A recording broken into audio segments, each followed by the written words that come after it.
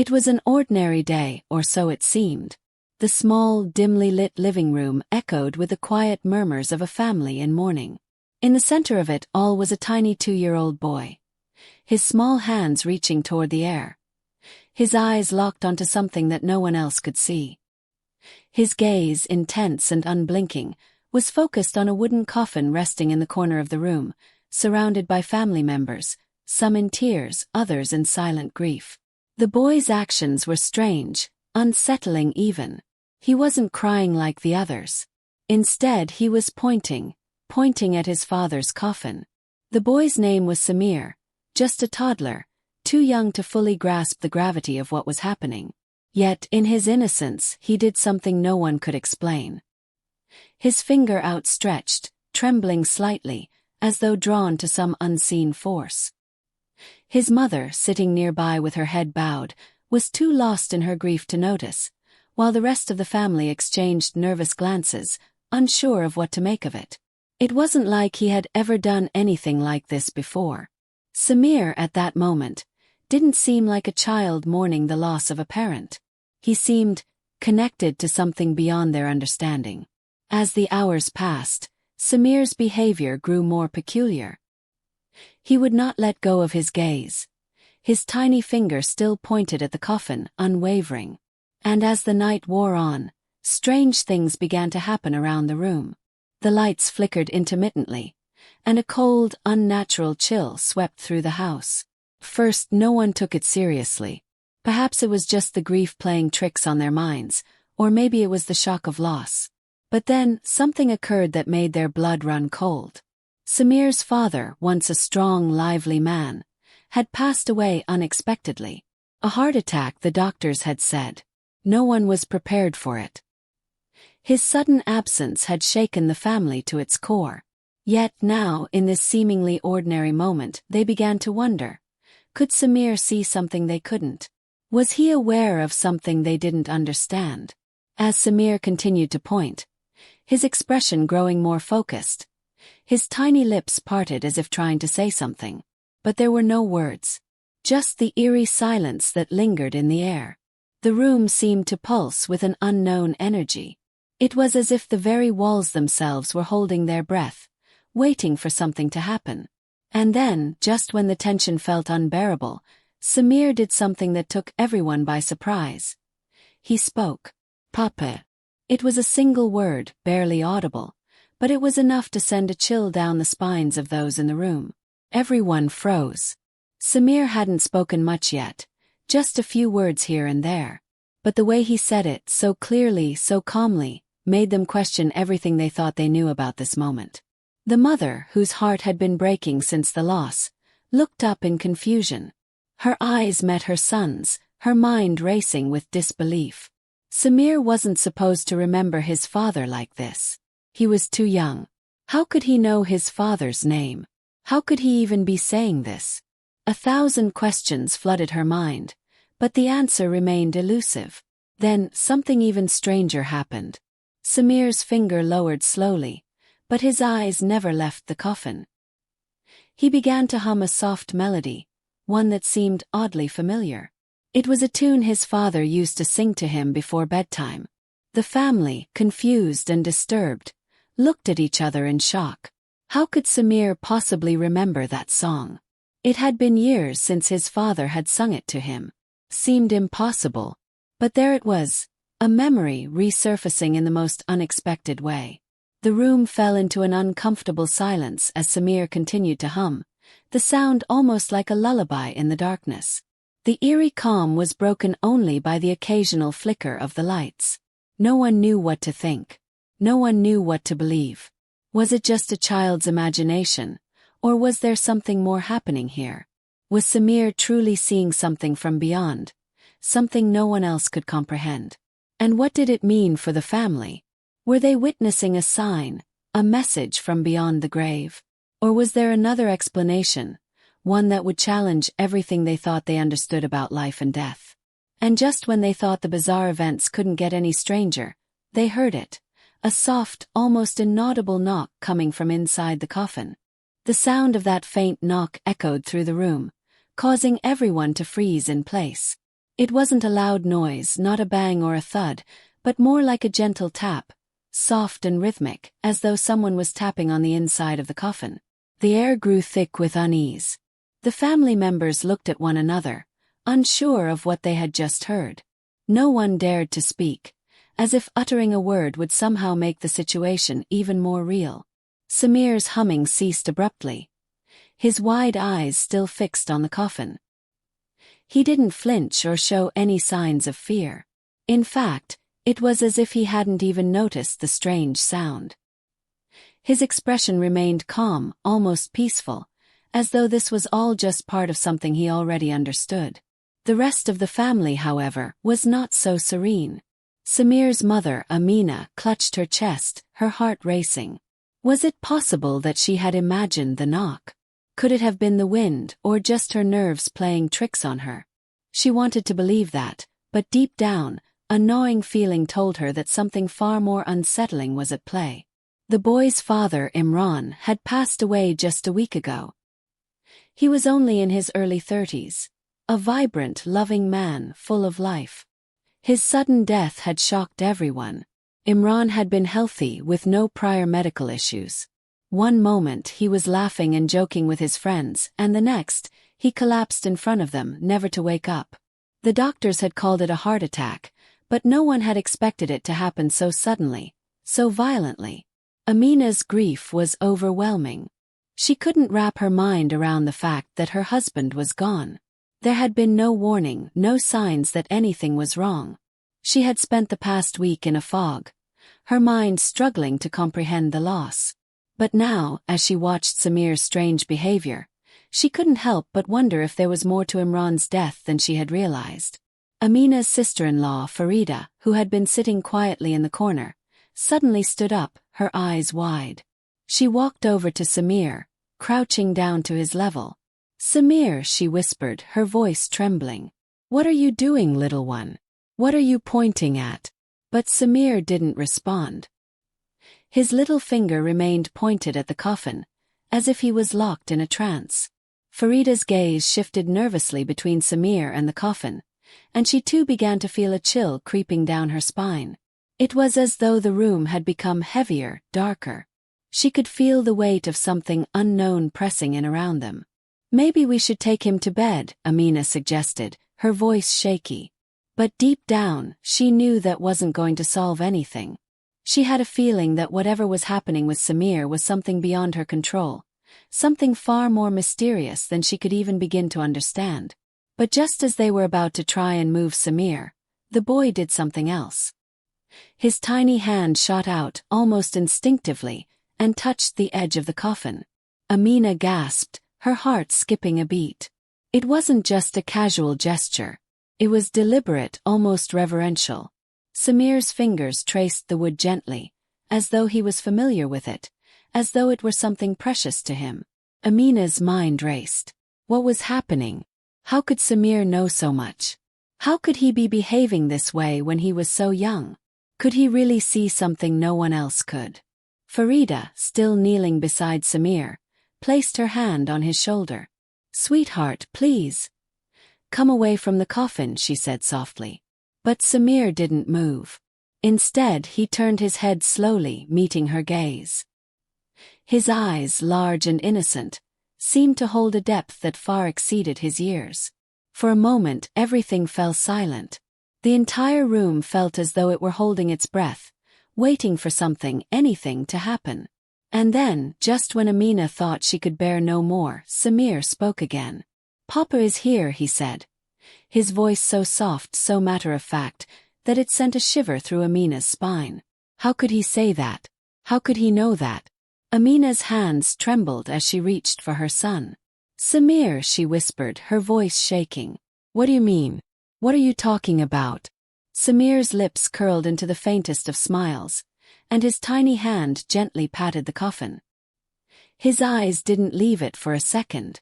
"Papa is here," he repeated, as though it were the most obvious thing in the world.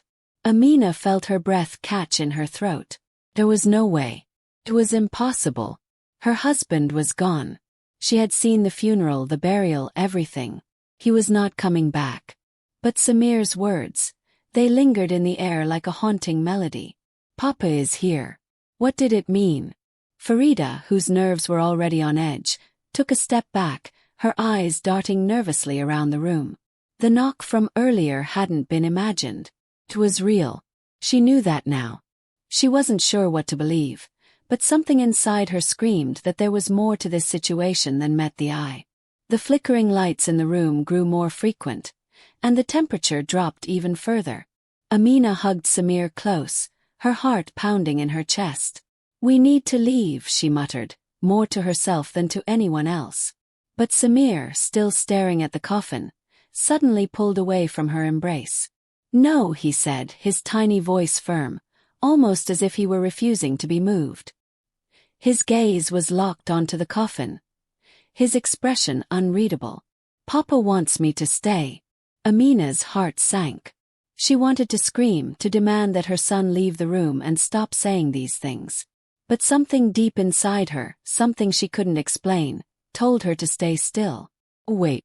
And so, they stood there, caught in a moment suspended in time. The family watched in silence as Samir, the innocent 2-year-old, continued to point, continued to hum, as if communicating with something beyond their understanding. The coffin, still standing there in the corner of the room, seemed to pulse with an energy that none of them could comprehend. What was happening? What did Samir know that they didn't? Was there truly something in that coffin? Something that had not yet moved on? As the tension in the room thickened, Amina's breath became shallow. The sound of the knock echoed again, louder this time, and everyone jumped, their hearts racing in unison. Something was about to happen. But what? The knocking, now louder and more insistent, sent a shockwave of fear through everyone in the room. It wasn't like anything they had ever heard before, more like a rhythmic thudding, as though someone inside the coffin was desperately trying to get out. Amina clutched Samir to her chest, her pulse quickening, her breath shallow.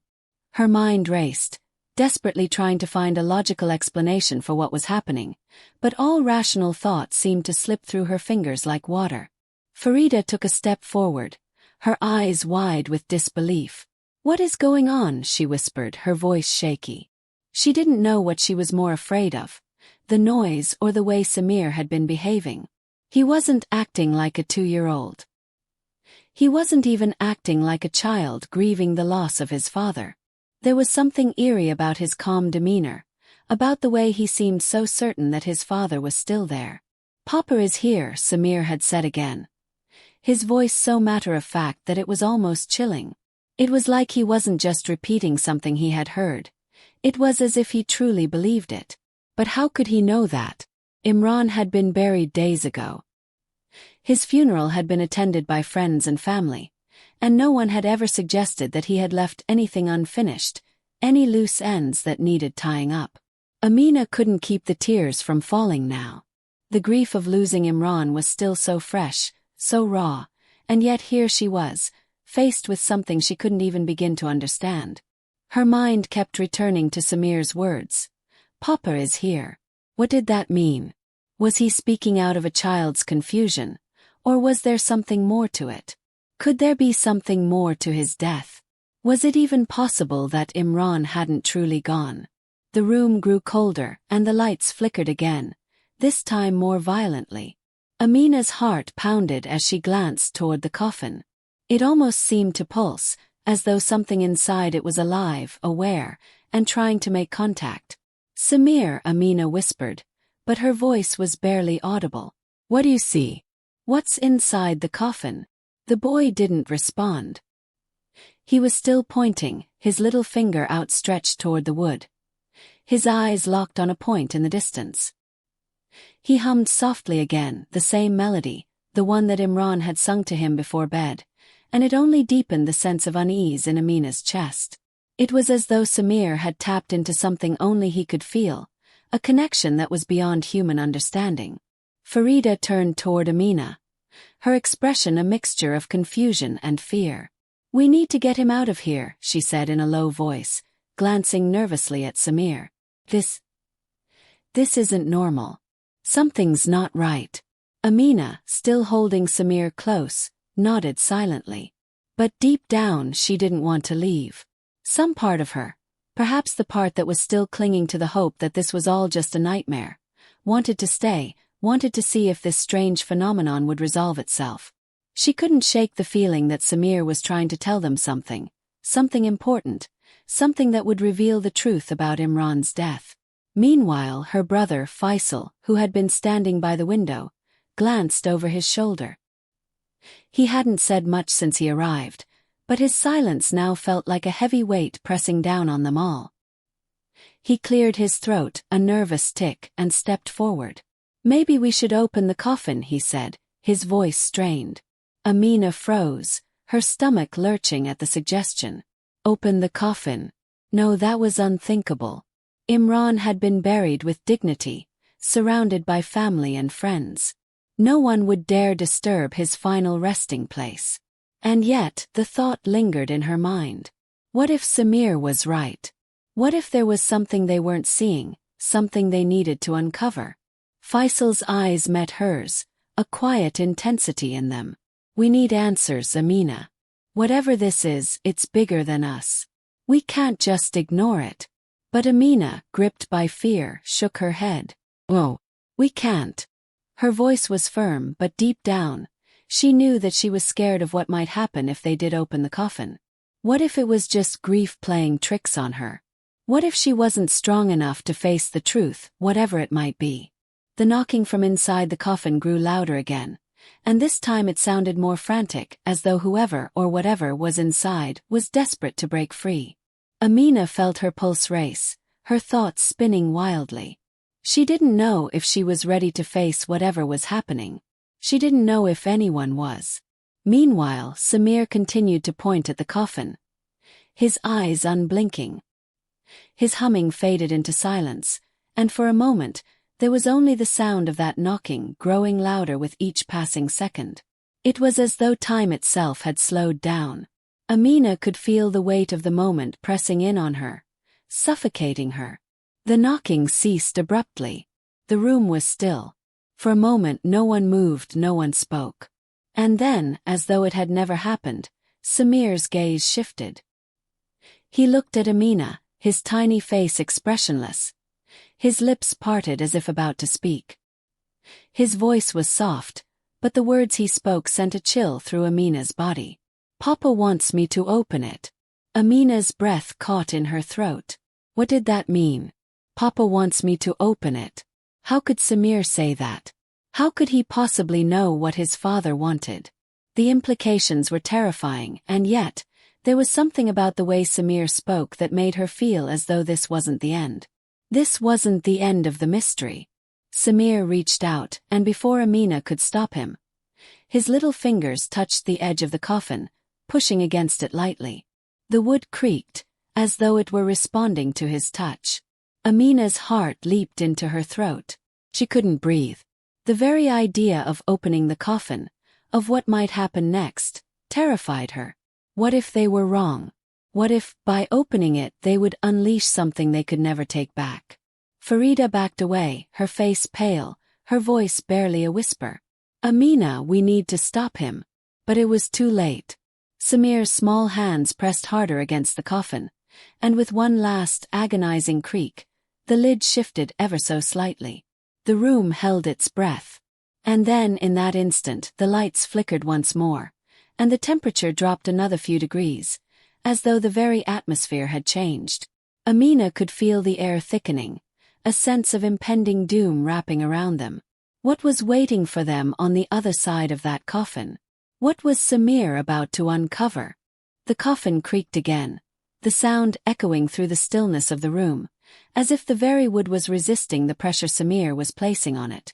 Amina's breath caught in her chest. She wanted to stop him, to pull him away, but her feet felt like they were frozen to the floor. She was paralyzed by a mix of fear, disbelief, and something else, a growing sense of dread, as if this moment was leading to something irreversible. Samir's small hands pushed with a determination that unnerved her. It was as though he wasn't just a child anymore, but something else entirely, something beyond her understanding. His eyes, wide and focused, never once left the coffin as his fingers worked their way around the edge, urging it open. He wasn't afraid. He was calm, almost too calm. His humming had stopped, but his lips were still parted, as though he were waiting for something to happen, something he knew was coming. The room was silent except for the soft groan of the wood under Samir's touch. Amina glanced at Farida, who stood frozen in the corner, her face pale, her mouth agape. Farida's eyes flicked between Samir and the coffin, her hands shaking as she struggled to comprehend what was happening. "Mina, I don't think we should do this," Farida whispered, her voice barely audible. "Something's not right. We can't open it." Amina's heart pounded in her chest, and for the first time since Samir's strange behavior had begun, she truly feared what was about to unfold. She thought back to the funeral, to the final moments when they had lowered Imran into the ground, the earth closing over him. There had been no signs of foul play, no warnings of anything supernatural. And yet now, here they were, standing in a room that felt more like a haunted place than a home. The knocking had stopped, but a new, more intense energy seemed to fill the room, pressing in on them from every side. "Papa wants me to open it," Samir had said, and the words echoed in Amina's mind like a curse. How could a 2-year-old know what his father wanted, let alone give him instructions from beyond the grave? She couldn't explain it, couldn't make sense of it. Every rational thought she clung to was slipping away like sand through her fingers. "Samir, stop," she finally managed to choke out, her voice trembling with urgency. She reached forward, her hands shaking as she tried to pull him back, but he didn't budge. It was as if he were locked in some kind of trance, too focused on the coffin to even hear her. The room grew colder, the air thickening with a presence that made Amina's skin crawl. She glanced toward the window. How long had it been since the sun had set? The world outside seemed so distant now, as though the walls of the room had sealed them off from reality. There was no escape. Suddenly, a loud crack split the silence. The lid of the coffin shifted again, but this time it was no longer Samir's hands that moved it. The coffin groaned, the sound like a tortured wail, and for a brief, horrifying moment, Amina thought she saw the wood tremble. The hairs on the back of her neck stood on end as a low, guttural sound came from within the coffin. It was a noise so deep and unsettling that Amina couldn't tell whether it was a part of her imagination or something real, something that was waking up after all this time. Samir's fingers were still pressed against the edge of the coffin, his expression unwavering. But now there was something different in his eyes, something sharp, something unnatural. His tiny lips curled into a smile that wasn't innocent, wasn't the smile of a child. It was the smile of someone who knew far too much. "Papa is here," he whispered again, as though reassuring everyone in the room that this was supposed to happen. Amina's heart stopped. She couldn't take it anymore. The fear, the uncertainty, the impossible things happening right before her eyes. It was all too much. Her legs buckled, and she fell to her knees. Tears streamed down her face as she begged, "Imran, if this is you, please, I need to know. Please just tell me you're okay. Tell me you're still with us." The room was still, save for the slow, deliberate shifting of the coffin lid. And then, in that terrifying silence, came another knock. A soft, deliberate tap, followed by a scraping sound, like something clawing at the inside of the coffin. Amina's blood ran cold. It wasn't the soft thud of a dream anymore. This was something real. "Stop, please stop," Farida cried out, her voice breaking. But even as she spoke, she didn't move, as if rooted in place by the same terror that had taken hold of Amina. Amina turned to look at Samir once more, but his gaze was no longer locked on the coffin. His eyes had shifted to the door that led outside to the world that seemed so far away now. Samir's expression was blank, as though he wasn't seeing what was in front of him anymore. It was as if he had stepped into another world altogether. And then, without warning, Samir took a step toward the door, his tiny hands reaching out in front of him. "Papa is calling me," he murmured, his voice so soft it was almost drowned out by the creaking of the coffin. Amina's body went numb. "Samir," she cried, but the boy didn't seem to hear her. He was moving toward the door now, walking slowly, deliberately, as though drawn by some unseen force. Amina pushed herself to her feet, her body trembling, her mind a whirl of confusion and fear. "No, Samir, come back. Please come back." But it was too late. Samir had reached the door. The knob turned on its own as though someone or something was waiting on the other side. The sound of the door creaking open was the final straw. Amina stood frozen, staring at her son, her heart racing. Everything in her told her to run, to get out, but her legs refused to move. Her eyes flicked to the coffin once more, and for a split second, she thought she saw the lid shift, just a fraction of an inch. Then came a voice that was unmistakably Imran's. "Amina." The word was soft, almost a whisper, but it rang through the room like a thunderclap. Amina's heart stopped, her breath caught in her throat. There was no mistaking it. That voice, it was Imran. But how? How was he speaking? How could this be?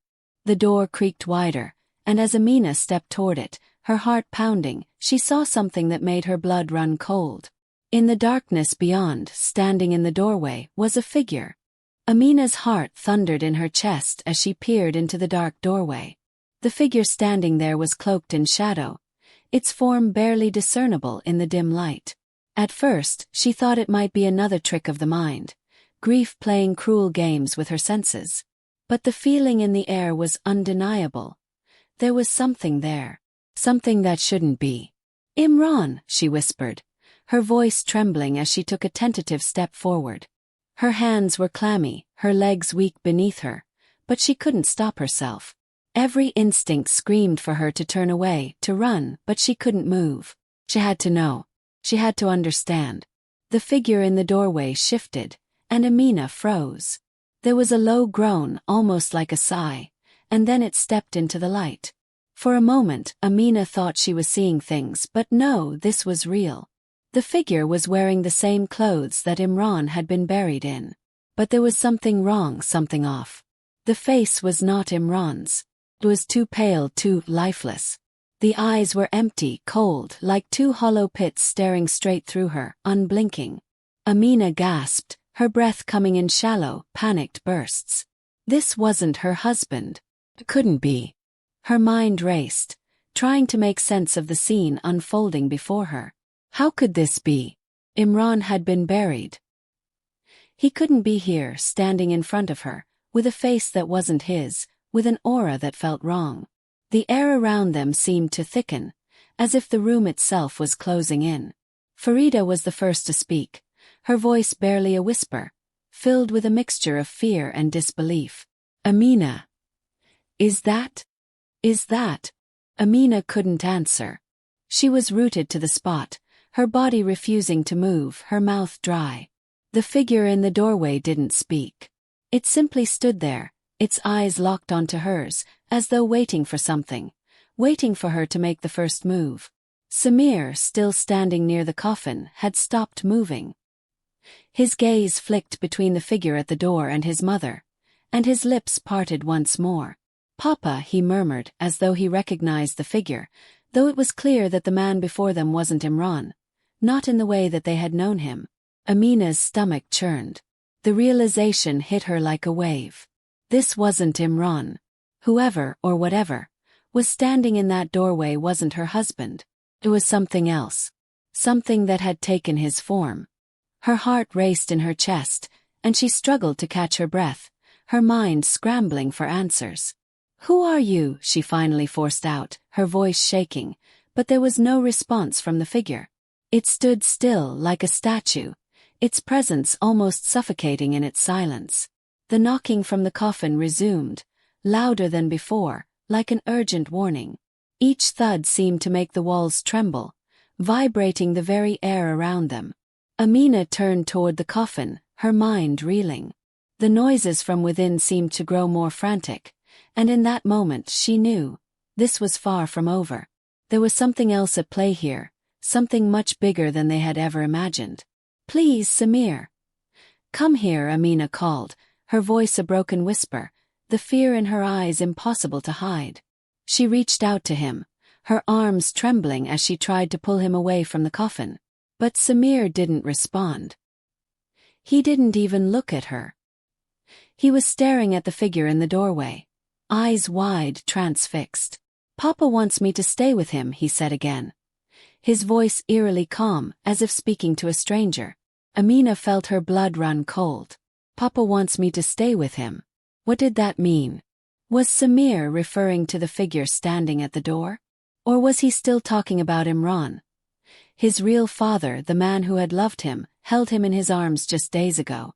The figure in the doorway took a step forward, slowly, deliberately. Amina's body reacted before her mind could. She stumbled backward, but the figure's presence seemed to follow her, its gaze never wavering. It was like being hunted, but by something that had no physical form. Something that existed beyond the boundaries of life and death. "Stop!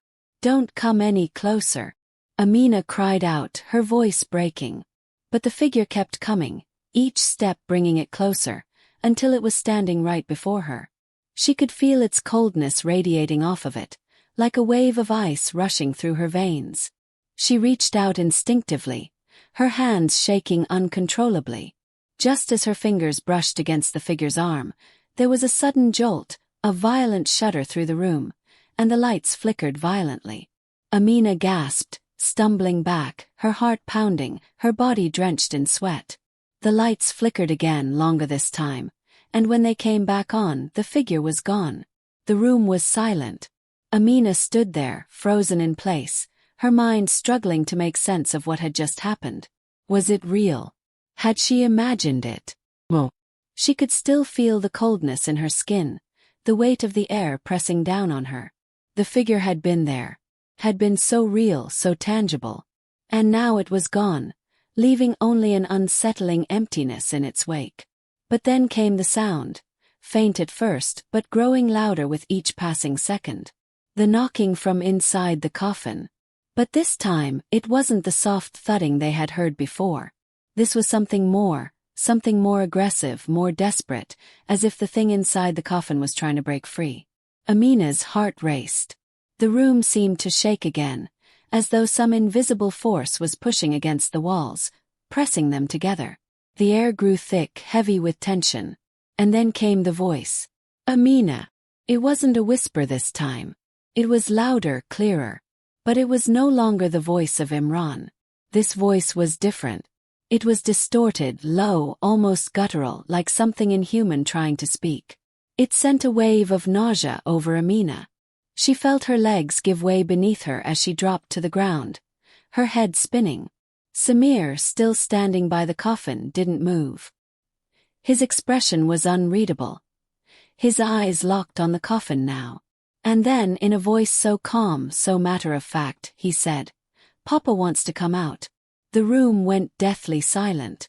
And in that moment, Amina realized, whatever was in the coffin wasn't Imran. It was something else. Something far darker, far more dangerous. And they had just awakened it. The room seemed to hold its breath, the tension so thick it felt suffocating. Amina's heart was racing in her chest as she slowly backed away from Samir, her eyes never leaving the coffin. The voice that had spoken her name was still echoing in her mind, a distorted, unnatural sound that chilled her to the bone. And now Samir's words echoed in the silence. "Papa wants to come out."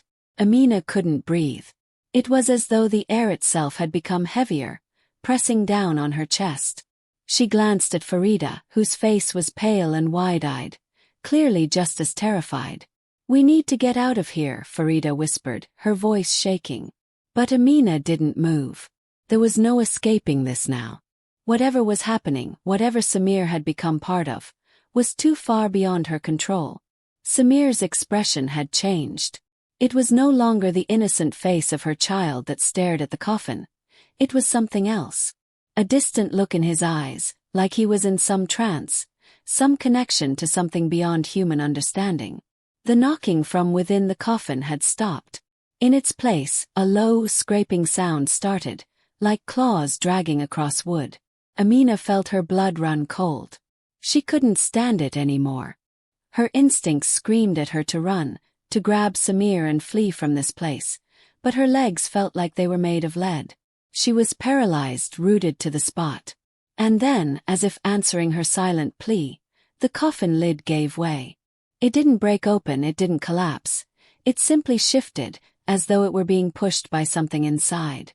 Slowly, agonizingly, it lifted. Amina couldn't tear her eyes away, her mind struggling to comprehend what she was witnessing. The figure inside the coffin was no longer human. It was something monstrous, something that should never have existed. Its skin was pale, almost translucent, stretched tight over bones that jutted out at unnatural angles. Its eyes were empty black voids, and its mouth was contorted into a grotesque smile. The creature's fingers scraped against the edge of the coffin, its nails like claws. It was no longer wearing the clothes of her husband. It was something else. Something that had taken his form. Amina gasped, her breath catching in her throat. She wanted to scream, but no sound came out. The room felt like it was closing in on her, the walls closing tighter with each passing second. Samir didn't move. He simply stared at the creature, his small face eerily calm. "Papa," he said again, his voice too soft for the moment, too calm. "Papa is here." The creature's head snapped toward Samir, its black eyes locking onto him with terrifying intensity. For a moment, Amina thought it would lunge at him, but it didn't. It didn't move at all. It simply stared at Samir, its expression twisted into something almost affectionate. But there was no mistaking the malice behind it. Amina's heart dropped as she realized the truth. Samir wasn't just connected to this thing, he was part of it. He had been from the very beginning. The way he had spoken of Papa, the way he had been drawn to the coffin, the way he had seemed to understand things far beyond his years. It wasn't just grief playing tricks on her. Samir had been chosen. She couldn't process it, couldn't accept it. The truth was too monstrous. This thing, this creature, had somehow found a way into their lives, into Samir's mind. And now, it was using him to free itself. "Samir, no!" Amina cried out, her voice breaking. She reached for him, desperate to pull him away from the creature, but he didn't move. Instead, Samir turned slowly toward her, and for the first time since this nightmare had begun, Amina saw something in his eyes, something that wasn't her son. It was a cold, calculating gaze. A stare that held no warmth, no love, only darkness. "Papa needs me," Samir said, his voice too grown-up for a child. "I have to help him." Amina's mind raced. This wasn't her son. This was something else, something that had taken root inside him. The entity had never been gone, never truly left. It had been waiting, biding its time until it could find its way back. And Samir had been the perfect vessel. Tears welled in her eyes as she reached out, her hand trembling. She couldn't lose him, not like this. "Samir, please, please come back to me," she begged. "This isn't your father. This is not him." But Samir only stood there, staring at her. Then, as if some invisible force pulled him away, he took a slow step back toward the creature. Amina's heart shattered. "Whoa, Samir!"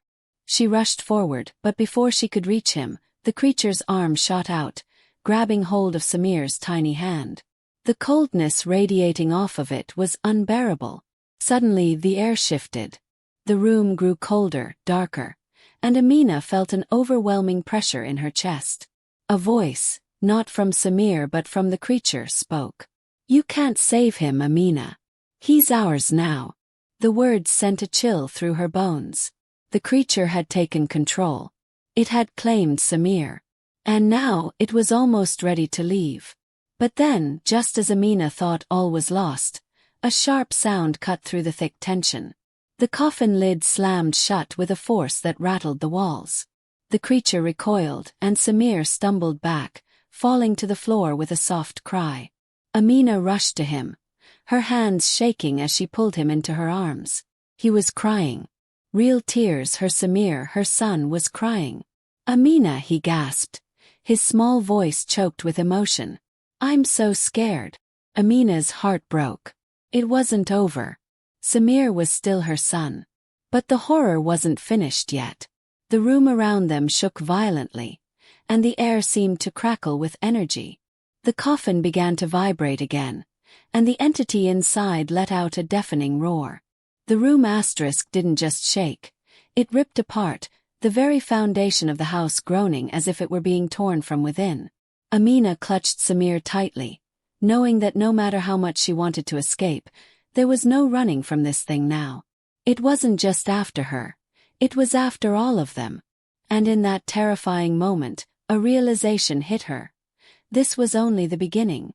The ground beneath Amina's feet trembled with an intensity that nearly threw her to the floor. She gripped Samir tightly in her arms, her mind racing as the house seemed to groan and shift, as though it were alive. The knocking from the coffin had stopped, but the air was thick with something far worse, an oppressive presence, as though the very walls of the house were holding their breath. Samir's sobs filled her ears, and Amina held him close, trying to comfort him, trying to believe that the boy in her arms was still her son. She could feel the chill in the air, colder than it had ever been, and yet Samir's warmth reassured her. He was still here. He was still with her. But there was no denying that something had happened to him, something dark and dangerous that she could neither explain nor control. He had spoken in a voice that was not his. He had been drawn to the coffin, to the entity that had claimed his father's form. Amina didn't know how much longer she could protect him from whatever force had tried to take over. For a moment everything seemed still. The tremors beneath their feet subsided, and the house fell into a heavy silence. Amina, her breath ragged, looked at Samir. His face was pale, tears streaking down his cheeks, but there was something different about him now. A change in his eyes, a lightness that hadn't been there before. "Mom," Samir whispered, his voice trembling with fear. "What happened to me?" Amina's heart broke at the sound of his voice. It was the same Samir, the same child who had once smiled at her and asked her to tuck him into bed at night. She held him tighter, pressing her face into his hair. "I don't know, baby," she whispered back, her own voice faltering. "But you're safe now. Promise. We're going to be okay." But the truth hung in the air, an unspoken terror that neither of them could deny. The creature was still here. It had been pushed back for now, but it wasn't gone. It would be back. Farida, still standing in the corner of the room, looked horrified. Her eyes were wide, filled with disbelief, but also with a kind of quiet understanding. She had seen it too. She had witnessed the terrible force that had taken hold of Samir. She looked at Amina, her voice barely a whisper. "We need to destroy it. Whatever it is, we can't let it keep coming back. It's not just Samir that it wants. It wants all of us." Amina nodded, her mind reeling. Destroy it? How? How could they even begin to stop something so powerful, so ancient? She had no answers. There were no simple solutions to the nightmare they were living in. Just then, a sudden crash echoed from the hallway. Amina flinched, her pulse racing. Farida grabbed her arm, her face full of fear. "We're not alone," she said, her voice shaking. The door to the room flew open with a force that nearly broke its hinges, and there, standing in the doorway, was a figure that none of them could have ever expected. "Imran." Amina's breath caught in her throat. But this wasn't the Imran she had known. This man was different, pale, gaunt, his eyes hollow and empty. His features twisted in a way that made Amina's stomach churn. "Imran," she whispered, her voice breaking. "But you." He raised a hand, his fingers long and skeletal. "It's too late, Amina. It's already begun." Amina felt her world shift, her heart pounding. This couldn't be real. She had seen him buried. She had watched as they closed the casket, as they said their final goodbyes. But now, here he was, standing in front of her, and the air around him seemed to shimmer with a dark energy that was almost suffocating. "Why?" Amina choked out. "Why did you leave me? Why did you?" Imran's expression softened, but it was a cruel softness. His eyes never blinked. "I didn't leave you, Amina. I've been right here all along. The creature you saw, it was never gone. It just needed a new vessel, a new body to inhabit. Chose Samir. And now it's free." Farida took a step back, her eyes wide in disbelief. What are you talking about? You're not Imran. I'm both, the creature's voice rumbled, a dark resonance in its tone. Imran's body seemed to ripple, like a shadow trying to break free. I'm the man you loved, and I'm the darkness that has always been here. Or one. And there's no escaping it. Amina felt a coldness seep into her bones, but she refused to let fear take over. No, she said firmly, holding Samir tighter. You can't have him. He's my son. And you're not going to take him away. The creature smirked, the grotesque smile spreading across Imran's face. You don't understand. He was chosen. He was always meant to be mine. And soon, he will join me in the darkness. Amina's mind raced. There had to be a way out of this. There had to be a way to break free from the nightmare that was closing in on them. Then something clicked in her mind, the coffin. They had to destroy it. If they destroyed the source of this entity's power, perhaps it would lose its hold over Samir. Amina turned to Farida. The coffin, she whispered urgently. We have to burn it. Farida nodded. Without a word, she rushed to the door, pulling it open to reveal the hallway beyond. The air was thick with a suffocating weight, but Amina couldn't wait. She couldn't hesitate. Samir's life depended on it. Stay with me, Samir, Amina whispered as she moved toward the door. Samir, still clinging to her, nodded silently. They made their way to the main hallway, where the coffin still sat, ominous and dark.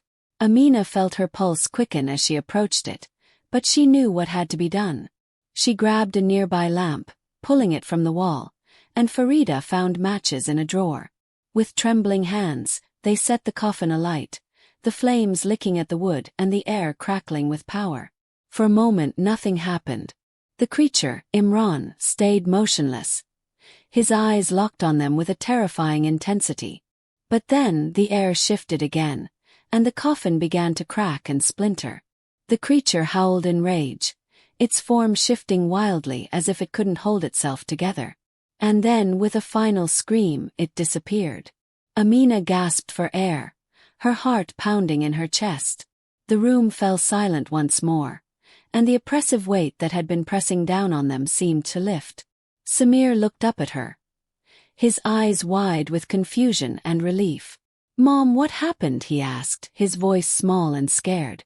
Amina smiled through her tears, pulling him into a tight embrace. It's over, Samir, she whispered, her voice thick with emotion. You're safe now. We're all safe.